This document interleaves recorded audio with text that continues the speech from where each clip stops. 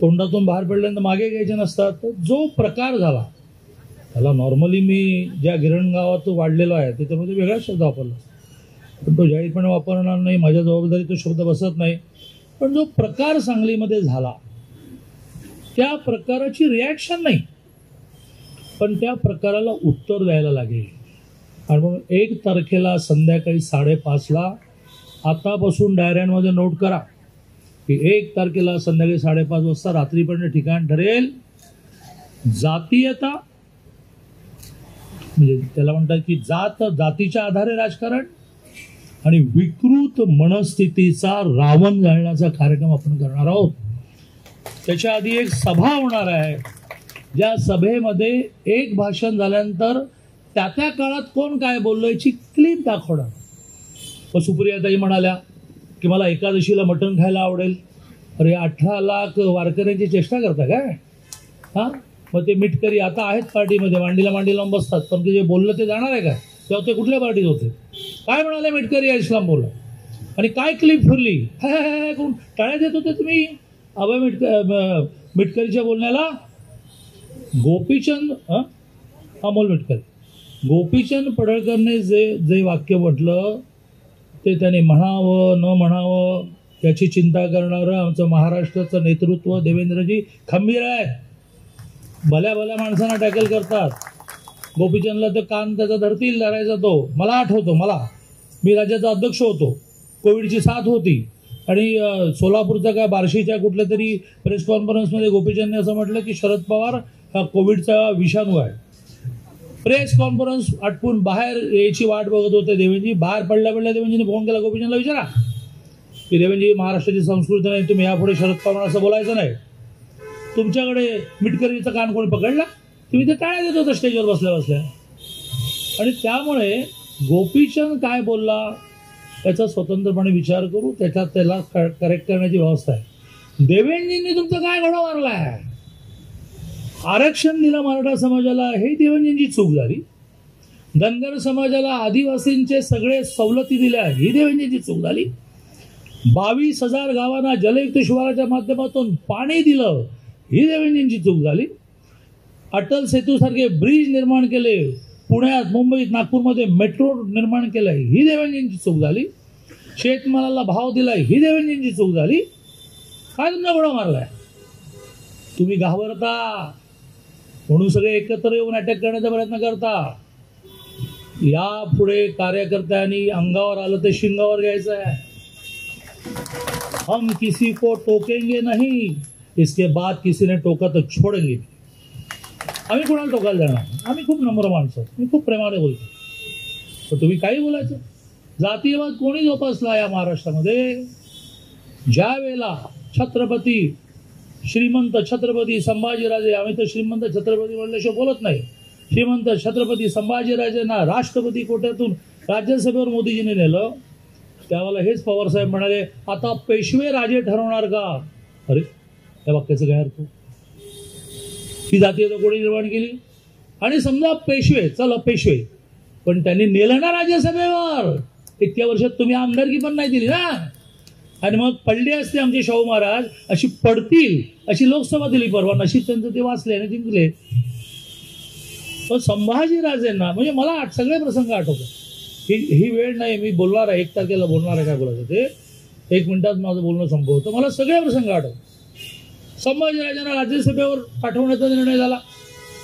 देवेंद्रजी आणि मी बसून निर्णय असा केला की संभाजीराजांना विधानसभा टू राज्यसभा ह्या कॅटेगरीत आपण देऊ. मोदीजींचा फोन आला रागवणारा. 13 वर्ष गुजरातमध्ये काम केल्यामुळे जे मित्रता आहे त्यामध्ये, दादा दिमाग फिर गया क्या? मी घाबरलो, म्हटलं क्या हुआ? अरे राजा है वो तेरा, उसको कार्यालय में बुलाएंगे, मेंबरशिप भर के लेंगे, एबी फॉर्म देंगे, उसको मैं राष्ट्रपति कोटा से डालूंगा. हे आमचं कल्चर आहे. छत्रपतींना सन्मान आम्ही देतो. संभाजीराजांना राष्ट्रपती कोट्यामधून मोदीजींनी पाठवलं, तुम्ही नाही कधी पाठवलं. आणि तुम्ही वाक्य काय म्हणालात? आता पेशवे ठरवणार का राजे? तुम्ही ठरवा. कोण अडवलं तुम्हाला? तुम्ही रोहित पवारला देणार, सुप्रियाताईंना देणार, अजित पवारांना देणार. तुम्ही कधी राजांचा विचार केला? किंवा पुण्यामध्ये एका कार्यक्रमामध्ये कोणीतरी त्यांना पुणेरी पगडी घालायला, हे म्हणाले मी पुणेरी पगडी घालत नाही, मला ज्योतिबा फुलेंची पगडी द्या. जातीवाद कोणी निर्माण केला? पुणेरी पगडी म्हणजे काय, ज्योतिबांची पगडी म्हणजे काय, कोणी निर्माण केला? आणि आम्हाला शिकवता की महाराष्ट्रामध्ये जातीयवाद तुम्ही निर्माण केला. मी त्या 1 तारखेच्या सभेला इशारा सभा असं नाव देणार आहे. इशारा देऊ इच्छितो हे देवेंजी स्वस्त आहेत, तोपर्यंत स्वस्त आहेत. 14 ते 19 ठाणे जिल्ह्यातल्या कोणा बिल्डरने आत्महत्या केली की ज्याच्या डायरीमध्ये एका नेत्याचं नाव होतं, आणि कोण रात्री 3-3 वाजेपर्यंत देवेंजींच्या घराच्या बाहेर बसत होता. रात्रीची एखादी फाईल क्लिअर करून देताना मी हाक करतो, का ते काय करणार ते जरा देवेंजींकडे आलं. कोण बिल्डर, डायरी सेव्ह आहे, डायरी नष्ट झालेली नाही. कोण बिल्डर, कोणाची आत्महत्या, कोणाचं नाव, कोणाची अटक व्हायची होती, कोण देवेंजीचा आराध येत होतं, आणि या चौकात येऊन 4 माणसं समोर दिसल्यानंतर भाषण करता. गोपीचंद काय करणार, आम्ही बघू, आम्ही समर्थ आहोत, पण तुम्ही वाटेल ते बोललेलं ते आम्ही सहन करणार नाही. आणि म्हणून एक संधी मला सम्राटने दिली, 1 तारखेच्या सभेचं बिगुल फुंकण्याची. मोठ्या संख्येने उपस्थित राहा. सभा संपल्यानंतर त्या सभेच्या सभागृहाच्या बाहेर तो ग्राउंडवर प्रचंड मोठा रावण जाळण्याचा कार्यक्रम करायचा. त्या रावणाची पण हाईप करा. खूप मोठ्या प्रमाणावर या रावण निर्माण करण्यामध्ये मी यंत्रणा लावलेली आहे. लोकांना हे बघू देत, रावण जळताना बघू देत, जातीयवाद जळताना पण बघू देत, की विकृती जाताना बघू देत, की मला एकादशी दिवशी मटण खाण्याचं आवडेल. शिरा ताण ताणून भाषण करता. थांबा, आता मी देवेंजींना आग्रह असं करतो, आणि देवेंजींना असा आग्रह करतो की तुम्ही करणार नसाल तर तुमच्या दारात मी उपोषण करणार. त्या वाशीच्या मार्केटमधल्या भ्रष्टाचाराची चौकशी सुरू करा. म्हणजे जो शिरा ताण ताण करून बोलत होता त्याला कळेल. मग इथे जे अत्यंत विचित्र, विक्षिप्त, विकृत भाषण केलेल्या जिल्हा बँकेच्या चेअरमनला कळेल. या बँकेच्या सगळ्या गैरकारभाराची इन्क्वायरी लागलीच पाहिजे. उपोषणाला बसत आहोत, उपोषणाला. तोपर्यंत इन्क्वायरी होत नाही सुरू, तोपर्यंत उपोषण सापडणार नाही. मी उपोषणाला बसतो. आणि मी मंत्री असल्यामुळे अडचण येत असेल तर देवेंद्रला म्हणतो की काही दिवस माझा मंत्री काढून घ्या, आमदार म्हणून बसतो. आता सोडणार नाही. तुम्ही काही बोला, जिल्हा बँकेच्या नोकर भरतीची चौकशी झालीच. जिल्हा बँकेमध्ये जी मॉर्गेज पुरेसं नसताना सुद्धा तुमच्या लोकांना वाढीव कर्ज दिले त्याची चौकशी झालीच पाहिजे. हो गया आता, हो जाणे तो. सर्वोदय कारखाना कोणी लाटला, कुठे येतो माझा पवार, कुठे गेलाय पृथ्वीराज पवार, गौतम पवार. लढतायत बिचारी पोरं, लढतायत. गेली 20 वर्ष मी आणि देवेंजी पाठीशी आहोत त्यांच्या. सर्वोदय कारखाना कोणी लाटला, हो द्या इन्क्वायरी. पृथ्वीराज बहुतेक मुंबईत गेलाय. पृथ्वीराज पवार 1 तारखेच्या सभेसाठी 5,000 लोक आणले नाहीत, तर तू नुसतंच नाटक म्हणून बोलतो. जयंत पाटलाच्या विरुद्ध असं म्हणेन मी. आमचं राजाराम पाटलांशी काही वैर नाही. राजाराम पाटलांमध्ये आमच्या मनात प्रेम आहे. पण कोणीतरी अर्थमंत्री असताना ऑनलाईन लॉटरीचा घोटाळा झाला आणि देवेंजींच्या कृपेमध्ये दबला. त्या ऑनलाईन लॉटरीच्या घोटाळ्याची चौकशी सुरू करायला लागेल. कळलं? तू काय गोपीचंद, तुझी गडबड काय?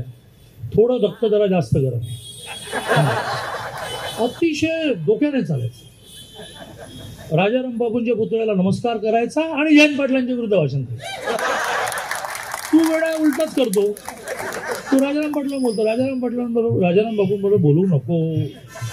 जयंत पाटलांच्या आई वडिलांवर बोलू नको. जयंत पाटलांच्या भ्रष्टाचारावर बोल. तुमचे कारखाने किती झाले, तुमचं गाळप किती, तुमचं मोलॅसिस कुठे जातं यावर बोल. हे आकडे काढायचे आता बाहेर. ओ पवार, ते सर्वोदय हेच आहे ना, तयार आहे ना. ते 1 तारखेला संध्याकाळी तुझे 5,000 जण मोजून घेतो. त्याच्यात तुझा वकील जो दिलाय तो वकीलच काढून घेतो. जय हिंद, जय महाराष्ट्र.